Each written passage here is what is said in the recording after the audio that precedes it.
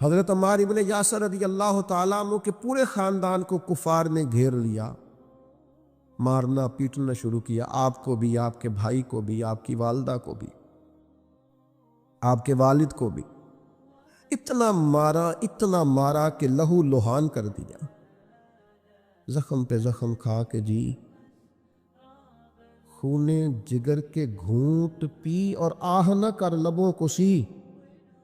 یہ عشق ہے، کوئی دل لگی نہیں، یہ آزمائش حسن ہے۔ اگر کسی کو راہ خدا میں آئے تو سیدنا عمار ابن یاسر کی والدہ کو اس طرح مارا کہ ان کی ایک ٹانگ ایک اونٹ کے ساتھ باندھ دی، دوسری کے ساتھ باندھ دی، اور پھر ان کو نیزے مارے حتیٰ کہ 2 حصوں میں کٹ گیا وجود، اور وہ باہمت خاتون درد سہتے سہتے اپنے رب کے حضور حاضر ہو گئی۔ پھر ان کے والد کو شہید کیا، کس کے لیے، کس کے نام پر، کس وجہ سے؟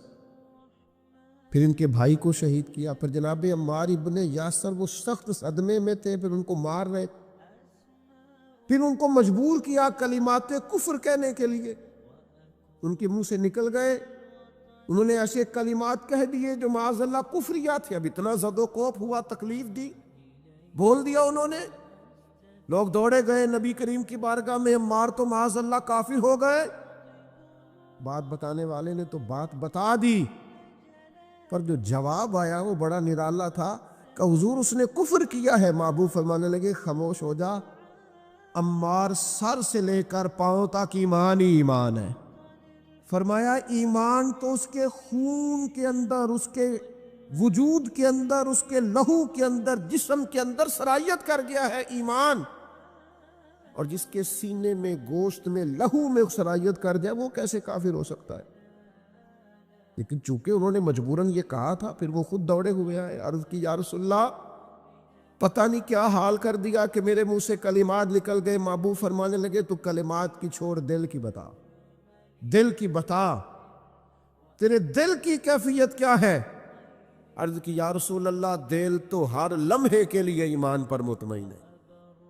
تو محبوب نے فرمایا کوئی بات نہیں، پھر جان بچانے کے لیے ایسا کرنا پڑے تو حرج ہے، کوئی ڈٹ جائے نہ کفر کرے تو اعلیٰ شہید ہے، لیکن اپنی جان بچانے کے لیے کسی نے مجبور ہو کر صرف زبان سے یہ کلمات کہہ دیے تو حرج ہے۔ جب سورج کی کرنیں چمکی، قربان جائیں کیا نظارہ ہوگا۔ لبیک لبیک کی صدا آ رہی ہے، دیکھ کون رہے ہیں؟ مدینے والے محبوب صلی اللہ علیہ وسلم۔ حضور اس لشکر حسن کو لے کر، اس نور بھرے قافلے کو لے کے، یہ کون ہیں جو حضور کے ساتھ سارے نکلے ہیں؟ یہ کون ہیں سارے؟ یہ وہ فیروز بخت سعادت مند لوگ ہیں کہ ان میں سے جس نے ایک دفعہ بھی ایمان کی حالت میں حضور کو دیکھا اور پھر خاتمہ بالخیر بالایمان کے ساتھ دنیا سے رخصت ہوئے، یہ وہ لوگ ہیں کہ ولی اگر 60 سال بھی سارا دن روزہ رکھے، ساری رات نفل پڑھے، ہر برائی سے بچے، لیکن پھر بھی کسی صحابی کے قدموں کی خاک تک کو نہیں پہنچ سکتا، اور صحابی زیارت سے بنتا ہے، ولی عبادت سے بنتے۔ نبی پاک صلی اللہ تعالیٰ علیہ وسلم کے وہ سارے صحابہ کون ہیں؟ الصحابہ النجوم، یہ حضور کی چاروں جانب جو چمک رہے ہیں، انہیں خود میرے نبی پاک نے ستارے فرمایا ہے۔ ایک سمت علی، ایک سمت عمر، صدیق ادھر، عثمان ادھر، ان جگمگ جگمگ تاروں میں بھلا مہتاب کا عالم کیا ہوگا؟ اور ہر کوئی فدا ہے بن دیکھے تو پھر دیدار کا عالم کیا ہوگا؟ تو نبی پاک صلی اللہ علیہ وسلم نے یہ وہ موقع تھا، 9 ذی الحج، میدان عرفات، حضور صلی اللہ علیہ وسلم نے ظہر کی نماز ادا فرمائی، اور پھر کچھ توقف کے بعد حضور کے لیے اونٹنی پر کجاوا سجایا گیا۔ حضور اپنی کسوا نامی اونٹنی پر سوار ہوئے، میرے محبوب نے خطبہ دینے کا ارادہ فرمایا۔ رب کریم نے ارشاد فرمایا، الیوم اکملت لکم دینکم آج میں نے تمہارے لیے تمہارا دین مکمل کر دیا ہے. مکمل ہو گیا دین، اس کے بعد کوئی اور دین نہیں آئے گا. اس آیت نے بتا دیا کہ حضور آخری نبی ہے، دین مکمل ہو گیا. اب کسی اور پیغمبر کی، رسول کی، دین کی، کتاب کی ضرورت باقی. آج میں نے تمہارے لیے تمہارا دین مکمل کر دیا. اور کیا خوبصورت لفظ ہیں، قرآن پاک نے فرمایا وَأَتْمَمْتُ عَلَيْكُمْ نِعْمَتِي، اور آج میں نے تم پر اپنی نعمتیں تمام کر دی ہیں، نعمتیں مکمل کر دی. وَرَضِيتُ لَكُمُ الْإِسْلَامَ دِينًا، اور اللہ فرماتے ہیں میں نے تمہارے لیے دین اسلام کو پسند کیا ہے. یہ میری رضا ہے، یہ دین اسلام تمہارے لیے پسند کیا ہے.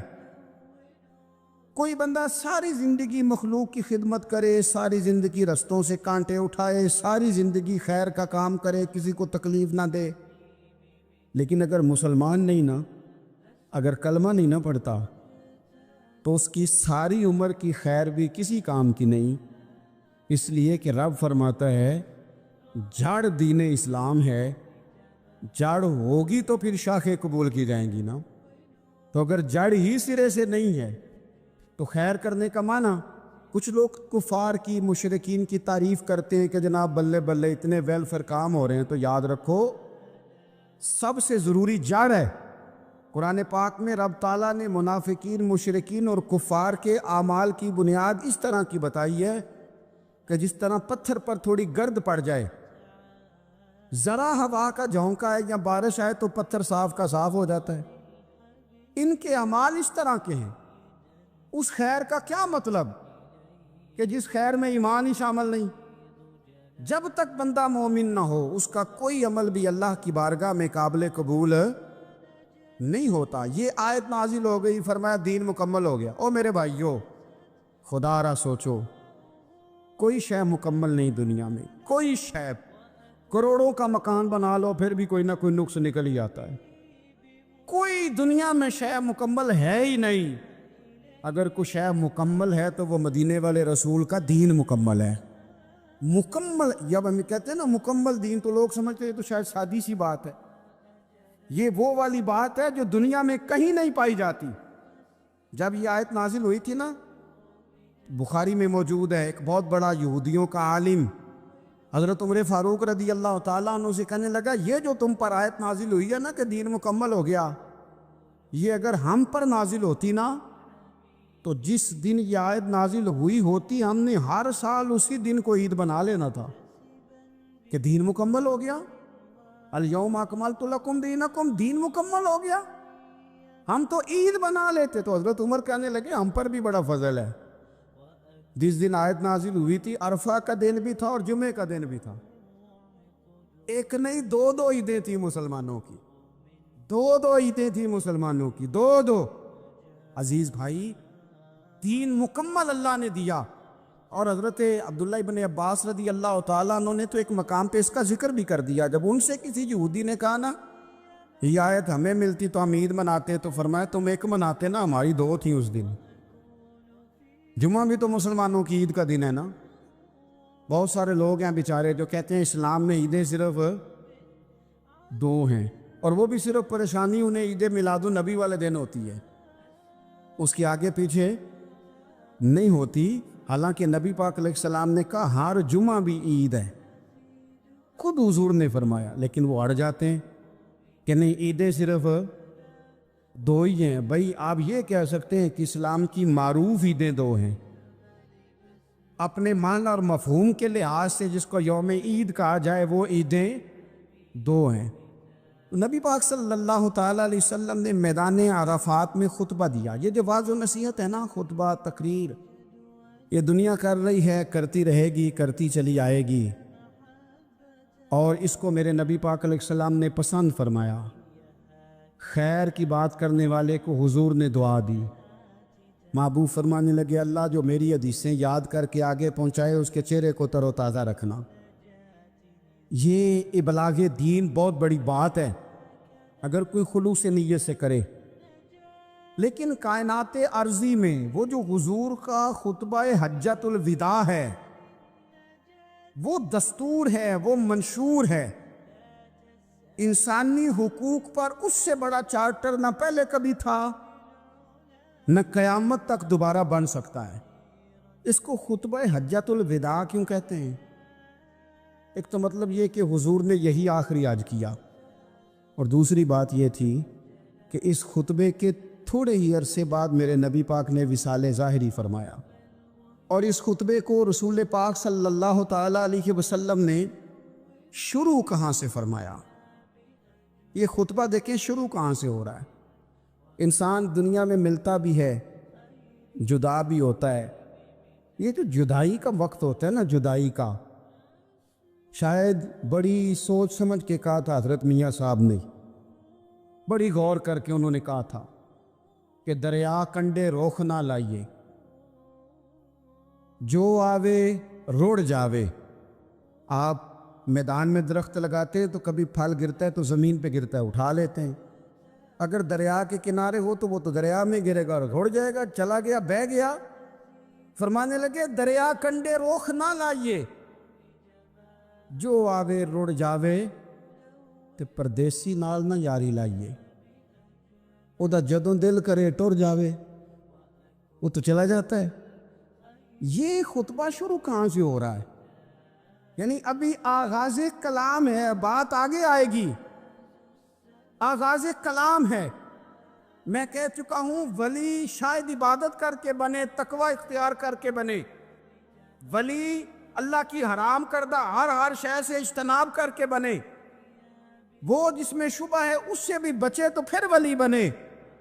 لیکن صحابی تو حضور کی زیارت سے بنتا ہے نا، نبی پاک کی زیارت سے بنتا ہے، اور صحابہ تو وہ صحابہ تھے جن کی ہر صبح عید ہوتی تھی، خدا کا قرب حاصل تھا، نبی کی دید ہوتی تھی۔ وہ تو اس طرح کا ماحول تھا کہ نبی پاک نے فرمایا حضرت ابو ہریرہ سے یہیں بیٹھے رہتے ہو، تھوڑا ذرا کبھی کوئی کام بھی کر لیا کرو، وقفے سے ملنے سے محبت بھی بڑھتی ہے۔ تو حضرت ابو ہریرہ اٹھے اور ستون کے پیچھے سے ہو کے واپس آ گئے۔ فرمایا آ گئے ہو؟ عرض کی حضور دل ہی نہیں لگتا تو جائیں کہاں؟ وہ جو حضور سے آ کے کہتے تھے نا یا رسول اللہ صلی اللہ علیہ وسلم، حضرت صوبان بن مالک، حضور نے فرمایا پریشان دکھائی دیتے ہو؟ کہا یا رسول اللہ ایک بات پریشان کرتی ہے۔ کہا وہ کیا؟ عرض کی حضور دل بے چین ہوتا ہے تو زیارت کو آ جاتا ہوں، آج ایک عجیب خیال آیا ہے، اور اس نے عجیب رنگ طبیعت میں بھر دیا ہے۔ فرمایا تمہیں کیا خیال آیا؟ عرض کی یا رسول اللہ صلی اللہ علیہ وسلم آج خیال آیا ہے کہ صوبان ہے تو حضور کا غلام ہے، جنت تو حضور کے صدقے ملے گی، لیکن یہ ہے کہ حضور تو ہوں گے نا نبیوں کے ساتھ، تجھے ملے گی پر ملے گی تو غلاموں کے محلے میں نا۔ دل میں خیال آیا کہ وہاں زیارت بھی ہوگی کہ نہیں؟ او جنت میرے کس کاری جتھے یار نظر نہ آوے، زیارت بھی ہوگی کہ نہیں؟ حضور کی بارگاہ میں جب حضرت صوبان نے عرض کی تو رب کریم نے فرمایا محبوب جو تیری اور تیرے رب کی اطاعت کرے نا، اولئک انعم اللہ علیہم من النبیین والصدیقین والشہداء والصالحین، فرمایا ان کو اللہ نبیوں کے، صدیقین کے، شہداء اور صالحین کے ساتھ ہی جنت میں اکٹھا فرمائے گا۔ وہ اکٹھے رہے تو جن کو تو جنت میں بھی حضور کی زیارت کے بغیر چین نہیں تھا، ان کو حضور نے خطبہ حجۃ الوداع شروع کرتے وقت پہلا جملہ پتہ کیا کہا؟ حضور اونٹنی پہ ہیں، احرام باندھا ہوا ہے، 1,40,000 کم و بیش غلام سامنے کھڑے، عرفات کا میدان۔ محبوب فرمانے لگے پہلا جملہ، جو درد والے تھے وہ تڑپ گئے، یہ سارے درد والے تھے لیکن کچھ زیادہ مزاج شناس تھے۔ محبوب نے پہلا جملہ کہا، حضور فرمانے لگے لوگوں جس طرح آج اکٹھے ہوئے ہیں شاید اس کے بعد دوبارہ ہم اکٹھے نہ ہوں۔ پہلا اعلان ہی کر دیا کہ یہ تمہارے ساتھ جو آج خطبہ ہے نا، اس میں اشارہ دے دیا کہ دوبارہ نہیں جمع ہوگے، اگلا حج نہیں کرنا، بس ختم ہوئی بات۔ یہ آخری پہلی بات ہی حضور نے یہ بیان۔ اب وہ اتنے دل نرم ہو گئے حضور کی بات سن کے، آنکھوں میں آنسو اس طرح آ گئے، طبیعت کا میلان اتنا بڑھ گیا کہ ہر ایک کا دل کشکول بن گیا، ہر طرف سے آہیں اور سسکیاں ہیں کہ حضور کے وہ جملے یوں صحابہ لے رہے تھے، جب آپ سے کوئی کہہ دے کہ بھائی یہ وقت بس آخری ملاقات کا ہے، تو پھر انہوں نے وہ تو حضور کی ہر بات ہی توجہ سے سنتے تھے، پر یہاں جو انداز بن گیا وہ انوکھا بن گیا۔ فرمایا شاید دوبارہ ملاقات نہ ہو۔ پھر میرے کریم محبوب صلی اللہ تعالی علیہ وسلم نے فرمایا جس طرح تمہارے لیے یہ شہر حرمت والا ہے، مکہ حرمت والا ہے نا، ایک نیکی کرو تو مکے میں 1,00,000 کا ثواب، حرم مکہ میں ایک گناہ کرو تو وہ بھی 1,00,000 لکھا جاتا ہے، حرمت والا ہے، بڑی عزت والا ہے۔ فرمایا جس طرح یہ گھر عزت والا ہے کعبہ، جس طرح یہ شہر عزت والا ہے، فرمایا جس طرح آج کا دن حرمت والا ہے۔ مسلمانوں میں تمہیں بتا کے جا رہا ہوں، تمہیں سمجھا رہا ہوں، اسی طرح میں نے تم سب پر ایک دوسرے کے مال اور عزت کو حرمت والا کر دیا ہے۔ اور صحابہ کو نا حضور نے پہلے یہ سبق پورا، حضور نے پوچھا، یہ بھی ذرا کمال ہے، یہ بخاری مسلم کی حدیث ہے۔ حضور نے صحابہ سے پوچھا 9 ذی الحج ہے، جمعے کا دن ہے، ذی الحج کا مہینہ ہے، سب کو پتہ ہے، لیکن نا آپ جمعہ پڑھنے ہیں تو میں آپ سے کہوں کہ آج کون سا دن ہے، تو آپ کہیں گے جناب جمعہ ہے، عجیب آدمی ہے جمعہ پڑھا رہے ہو۔ لیکن جو صحابہ کا انداز ہے وہ اور ہے۔ حضور نے پوچھا آج یہ کون سا مہینہ ہے؟ یہ ادب ہے، یہ مقام ہے، یہ وہ مقام ہے جہاں بہت سارے صرف عقل والے بندے جو ہوتے ہیں نا وہ بیچارے گرتے پڑتے ہیں، کہتے ہیں جی بات آتی ہو تو بتانی چاہیے، یہ کیا بات ہوئی جی، بندہ بولے ہی نا، یہ کیا لیکن کچھ لوگ ایسے ہیں جن کا دھارا ادب کچھ اور ہوتا ہے، انہیں ڈھیروں باتیں بھی آتی ہوں تو ہر جگہ بات کرنے کی نہیں ہوتی، سب جگہ کہانیاں سنانے کی نہیں ہوتی۔ حضور نے فرمایا کون سا مہینہ ہے؟ قربان جائیں بھیا کو زبان ہو کے کہنے لگے واللہ و رسولہ عالم، اللہ جانے اللہ کا رسول جانے، سانو تے قید سجن دا گہنا ہے، او جنج رکھے اساں اونج رہنا ہے، ہمیں کیا پتا؟ پوچھا کسی نے، لکھا ہے صوفیاء نے، کسی نے پوچھا اوے تمہیں پتہ نہیں، کہنے لگے چپ کر، ہمیں کیا پتا کون سا مہینہ ہے؟ تو حضور نے فرمایا آج تاریخ کون سی ہے؟ بھائی صاحب کو پتا تھا نا 9 ذی الحج کو یہ حج ہوتا ہے، کون سی تاریخ ہے؟ کہا واللہ و رسولہ عالم، اللہ جانے اللہ کا رسول جانے۔ قربان جائیں حضور نے پوچھا دن کون سا ہے؟ سب کو پتا ہے جمعہ ہے، کہنے لگے واللہ و رسولہ عالم، اللہ جانے اور اللہ کا۔ وہ صحابہ بتا کیوں نہیں رہے؟ تو اہل محبت کہتے ہیں صحابہ کا جواب یہ تھا ہمیں کوئی مہینوں سے غرض ہے، ہمیں کوئی دن سے غرض ہے، ہمیں کوئی تاریخ سے غرض ہے؟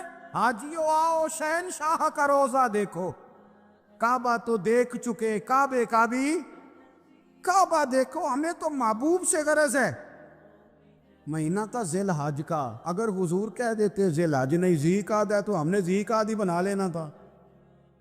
تاریخ تھی 9، اگر حضور فرما دیتے 11 ہے تو ہم نے 11 ہی بنا لینی تھی۔ دن تھا جمعے کا، اگر حضور کہتے پیر ہے تو ہمیں کیا لگے، ہمیں تو محبوب کی رضا چاہیے۔ آپ دیکھیں نا ایک صحابی کے ہاتھ ذرا لمبے تھے تو حضور نے فرمایا یا ذوالیدین، او لمبے ہاتھوں والے، ان سے کوئی پوچھتا نام کیا ہے تو کہتے میرا نام ہے 2 ہاتھوں والا۔ او بھائی میرے بھی 2 ہیں، تم کیوں 2 ہاتھوں والا؟ کہنے لگے یہ نہیں مجھے پتا، مجھے نبی پاک نے کہا 2 ہاتھوں والا، تو ٹھیک ہو گئی جو حضور نے نام رکھ دیا۔ تو حضور سید عالم نے پوچھا، پھر حضور نے حرمت یاد کرائی، فرمایا یاد رکھو یہ دن بھی بڑی عزت والا ہے، جمعے کا ہے، یہ مہینہ بھی بڑی حرمت والا ہے، ذی الحج کا ہے، یہ تاریخ بھی بڑی حرمت والی ہے، لیکن فرمایا جس طرح اس دن کی، اس شہر کی، اس مہینے کی تم نے عزت کرنی ہے، اسی طرح ایک دوسرے کے مال کا، ایک دوسرے کی عزت کا تم نے پاس کرنا۔ مسلمان بھائیوں خدا را یہ حضور کہہ رہے ہیں یار، نبی پاک نے کعبہ کے سامنے کھڑے ہو کے فرمایا بیت اللہ تیری بڑی شان ہے، تیرا بڑا مرتبہ ہے، لیکن فرمایا میرے مومن کی عزت رب کی نظر میں کعبے سے بھی زیادہ ہے۔ اللہ تعالیٰ نے قرآن مجید میں فرمایا یا ایھا الذین آمنوا لا تبطلوا صدقاتکم بالمن والعزا، فرمایا اے ایمان والو، احسان جتلا کر اور ایذا دے کر اپنے صدقات کو کہیں باطل نہ کر لینا۔ اپنے صدقات باطل نہ کرو، احسان جتا کر، ایذا دے کر، تکلیف دے کر۔ لوگ جب کسی غریب آدمی کو کچھ دینے کے بعد احسان جتلا رہے ہوتے ہیں اور اس پر اپنی نیکیاں گنوا رہے ہوتے ہیں اور وہ بغیر کسی ٹھہراؤ کے بولتے چلے جاتے ہیں، تو آپ اندازہ کر سکتے ہیں کہ اس مجبور، تنگ دست اور غریب آدمی پر کیا گزرتی ہے، اس کا دل کن بے چینیوں، بے قراریوں اور پریشانیوں کا شکار ہوتا ہے۔ لیکن ہمارے ہاں تکلیف دینے والے ایک منٹ کا بھی وقفہ کرنے کو تیار نہیں ہوتے۔ اللہ کے پیارے رسول صلی اللہ تعالیٰ علیہ وسلم نے 3 لوگوں کے بارے میں ارشاد فرمائی، یہ جنت میں نہیں جائیں گے۔ نسائی شریف میں یہ حدیث موجود ہے۔ یا رسول اللہ صلی اللہ تعالیٰ علیہ وسلم کون کون لوگ؟ ایک فرمایا جو شراب کا عادی ہو، دوسرا فرمایا جو والدین کا نافرمان ہو، اور تیسرا حضور فرماتے ہیں جو احسان جتلانے والا ہو، جنت میں نہیں جائیں گے۔ نیکی کی ہے اب تو بھول جا، اور نیکی کی ہے تو اسے محض اپنے رب کی رضا کے حصول کا ذریعہ سمجھ۔ تو احسان جتلا رہا ہے، یہاں تک کہ والدین کے ساتھ، بہن بھائیوں کے ساتھ، دوست احباب کے ساتھ، قریبیوں کے ساتھ نیکی کر کے بھی لوگ احسان جتلاتے ہیں، ضائع ہو جاتی ہیں نیکی۔ یعنی عجیب بات ہے نا، حضور فرماتے ہیں احسان جتلانے والا جنت میں نہیں جائے گا، یعنی نیکی کر کے دوزخ خرید لی، احسان کر کے، خرچ کر کے اپنے لیے جہنم کٹھی کر لی۔ کیوں؟ احسان جتلایا، اس نے بتلایا ہے۔ یوں تو ہر ایک کو شیطان سے ڈر لگتا ہے، اور مجھ کو اس دور کے انسان سے ڈر لگتا ہے، اور جس کی ہر بات میں پوشیدہ ہو نشتر کی چبھن۔ شاعر کا تخیل دیکھیے، نشتر کی چبھن، جس کی ہر بات میں پوشیدہ ہو نشتر کی چبھن، ایسے ہر صاحب احسان سے ڈر لگتا ہے۔ اس طرح کے احسان کرنے والوں سے خوف آتا ہے کہ اللہ بچا ان سے۔ کچھ لوگ اذیت دیتے ہیں، تکلیف دیتے ہیں، آزمائش میں ڈال دیتے ہیں۔ کسی کے گھر مہمان چلے گئے، آپ کو چند لمحوں کے لیے جانا ہے، تو آپ وہاں جا کر ایک بڑے زبردست قسم کے انجینئر کیوں بن گئے ہیں؟ یہ دیوار پہ کیا کام کرایا ہے، یہ کس سے کرایا ہے، یہ اگر آپ کو میں ایک بندہ بتاؤں، اگر فلاں سے آپ کام، بھئی آپ کو تو بطور مہمان بلایا گیا ہے، آپ کو کس نے کہا ہے کہ آپ کو انجینئر کے طور پہ دعوت دی ہے؟ آپ آئے ہیں، تشریف رکھیے، اور جتنی دیر آپ کو کہا جاتا ہے آپ بیٹھیے، اور پھر اس پر تبصرہ ہے، یہ فرنیچر کہاں سے لیا ہے، یہ قالین کہاں سے آیا ہے، اتنے سوال جواب۔ بعض دوست ایسے ہوتے ہیں جن سے کہنا پڑتا ہے کہ میرے بھائی آپ مہربانی کریں، ہم آپ کو نہ انجینئر سمجھتے ہیں نہ اچھا ڈیزائنر سمجھتے ہیں، ہم نے تو آپ کو ملنے کے لیے بلایا تھا، آپ آئیے اور جائیے، اور اتنے زیادہ تو مطلب وقت ہی نہیں ہے انسان کے پاس کہ وہ جائے اور اتنے زیادہ تبصرے کرے اور جا کے کسی کو تکلیف دے۔ پھر تفتیش کرنا، پوچھنا، اعلیٰ حضرت بریلوی رحمۃ اللہ لکھا حرام ہے یہ تفتیش کرنا کہ کسی کی کمائی حلال ہے کہ حرام ہے۔ آپ کیوں تفتیش کرتے ہیں؟ کس نے اجازت دی آپ کو جاسوسی کریں؟ آپ تکلیف دے رہے ہیں سامنے والے کو۔ کیا کرتے ہیں، کیا کماتے ہیں، کہاں سے؟ میرا رب ہے جس نے سب کے پردے رکھے ہوئے ہیں۔ اب کیوں ایسی حرکات کرتے ہیں جس کی بنیاد پر جناب کا ذریعہ آمدن کیا ہے؟ میرا ذریعہ آمدن یہ ہے کہ آپ دے جاتے ہیں تو میں کھا لیتا ہوں۔ آپ اپنا ذریعہ آمدن کی فکر کریں، آپ دوسروں پر کیوں اس قدر زیادہ بوجھ ڈالتے؟ اور پھر کھانا سامنے رکھا جاتا ہے، یہ میں نہیں کھاتا، تو آپ کو جو کھانا تھا گھر سے لے آتے، کیا یہ اچھا ہوتا؟ یہ میں ایک زمانہ ہو گیا جی میں نے یہ نہیں کبھی کھایا، تو کیا کھاتے ہیں آپ؟ مجھے سالوں بیت گئے ہیں سفر کرتے ہوئے، اور میرے ساتھ پوری جماعت نے سفر کیا ہے، ہفتوں میں گھر سے باہر رہا ہوں، کوئی ایک شخص نہیں، ایسا تو نہیں کہ ساری چیزیں طبیعت کو پسند ہوتی ہیں، لیکن کوئی ایک شخص نہیں بتا سکتا کہ کبھی میں نے کہا ہو یہ مجھے پسند نہیں، میں نے نہیں کھانا، لے جایا، یہ میری طبیعت نہیں۔ کیوں؟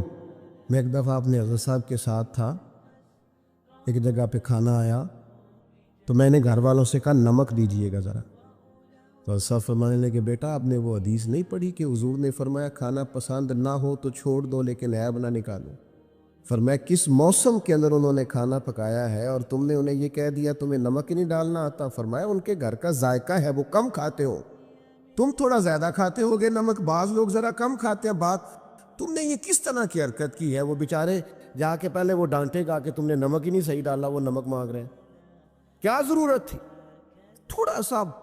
وہ حضرت سلمان فارسی رضی اللہ تعالیٰ عنہ کے گھر میں مہمان آ گئے، آپ نے کھانا رکھا تو وہ صاحب کہنے لگے کبھی پودینے کی چٹنی ہو جاتی نا، تو اب ان کے پاس پیسے نہیں تھے، ان کا لوٹا تھا ان کے پاس پیتل کا یا لوہے کا، لے جا کے گروی رکھا کسی کے ہاں، یہ وضو کے لیے رکھا ہوا تھا جناب سلمان فارسی نے، پھر وہ لوٹا گروی رکھ کے پیسے لائے، اس کا پودینہ خریدا اور لا کے مہمان کو دیا، تو مہمان کہنے لگا جی اللہ کا شکر ہے ہم قناعت پسند ہیں، جو مل جائے کھا لیتے ہیں۔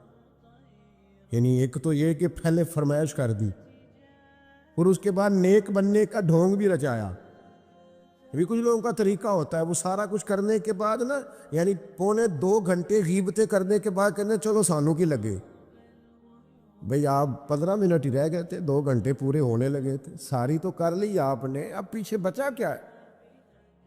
تو وہ کہنے لگے جی میں قناعت پسند ہوں، جو مل جائے کھا لیتا ہوں۔ تو حضرت سلمان فارسی ناراض ہوئے، جلال میں آپ فرمانے لگے اگر تم قناعت پسند ہوتے تو میرا وضو کا لوٹا آج گروی نہ پڑا ہوتا، تم قناعت پسند ہو، اوپر سے جھوٹ بولتے ہو۔